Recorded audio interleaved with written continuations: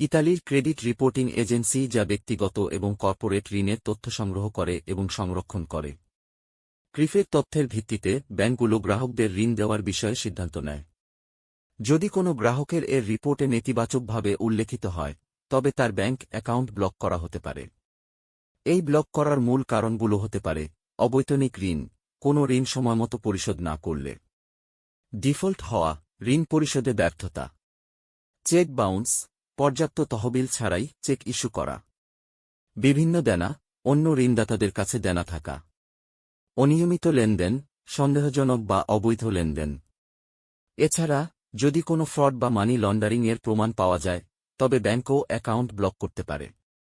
এই পরিস্থিতিতে গ্রাহককে তাদের ক্রেডিট রিপোর্ট চেক করতে এবং সমস্যার সমাধানে প্রয়োজনীয় পদক্ষেপ নিতে পরামর্শ দেওয়া হয়।